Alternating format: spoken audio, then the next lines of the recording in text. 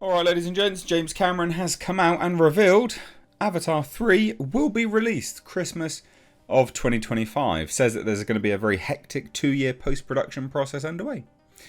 Now, for those people that have followed this channel for a little while, you guys will be well aware I wasn't a massive fan of Avatar 2 The Way of Water. Now wait, I'm not going to sit here and say I'm 100% correct.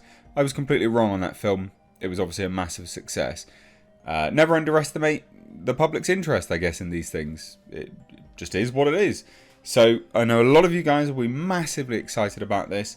So I'm coming into this without any pessimism or negativity. We're just talking about the facts and what's been said.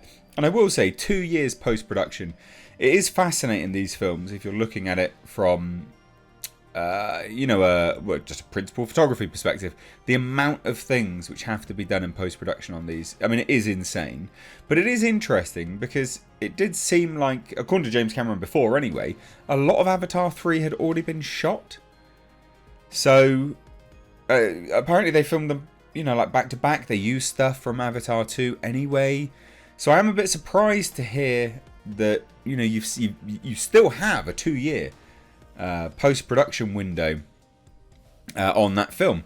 So that is interesting, and it is interesting as well because it goes to show just how much of this stuff is CGI creations as opposed to, I guess, the technology that they used, for instance, in The Mandalorian, where they had these big like LED screens and the things like that to sort of create these grand landscapes that the Mandalorian was walking around, as well as the set pieces, of course.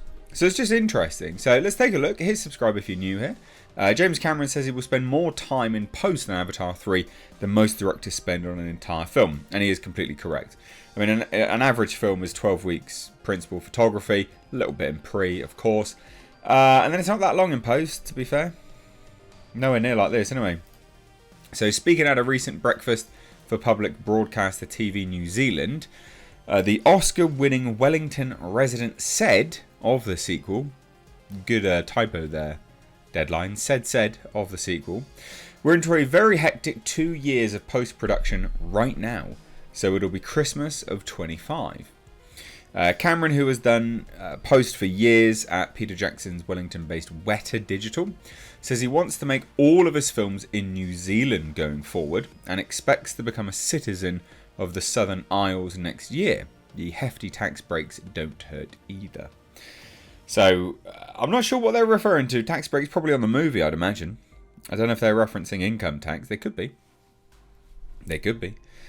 And this is what I mean, right? So, writer-director Cameron told Entertainment Weekly in late 2022 that he shot scenes from a proposed Avatar 3 and Avatar 4 concurrently with the first sequel. So that's what I mean. That's a bloody long time, isn't it? In post-production. A very, very long time. Was there a game coming out soon as well? I think there is, because a load of people are hyped about that as well. But anyway, I digress. So he did, he did that film back to back to avoid having the younger cast members age out, which makes a lot of sense, to be honest. And he even referenced Stranger Things as an example of the problem of time marching on, which really valid, really, really valid. And that's why you have to get financiers on board from the off, because 9 times out of 10 a financier is not going to commit to that many sequels straight away. They're going to want to watch one movie, see how that plays out, see how one sequel plays out, and then go from there. Just see, I guess. Whereas he's managed to secure such a lucrative financing deal and distribution deal, what was through 20th Century Studios, now Disney, straight from the off. Which, I mean, kudos to him. What a legend, I guess, in that regard. And then obviously now, because of the strike that went on, we can confirm that that's obviously a very good idea that he did that, shooting all those things back to back. But I will say as well, what is fascinating about his statement here saying, he wants to make all of his films in New Zealand, you will be able to get a lot of people working there, but the length of time, I think he will struggle to get actors signing on for that long.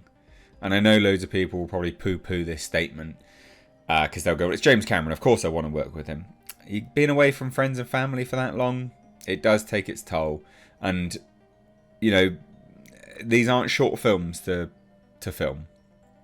They are really long films. And there's a lot. It's not just the film is long. I mean, they are long, obviously. The production is just so involved. And unless you get massive benefits for the cast, like housing for all of their for their immediate family and things, that's a lot. That's a lot to ask. And I do think as well, I'm pretty certain now, as part of the SAG strike and the deal that's been made up, they actually have to pay a lot as well for relocation. And he would be using SAG actors. Now, you correct me if I'm wrong, but I'm fairly certain it's quite a lot of money.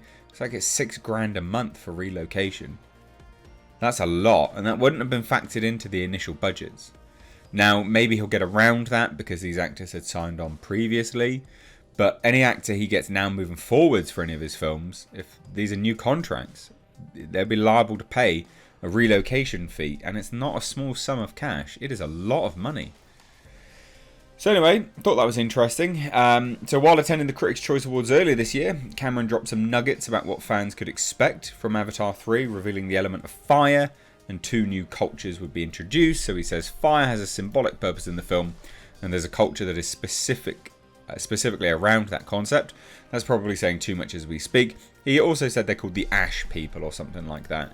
Very generic name. I mean, it's not very creative, is it? Let's be honest. The Fire Tribe are the Ash People or something along those lines. Odd, who knows?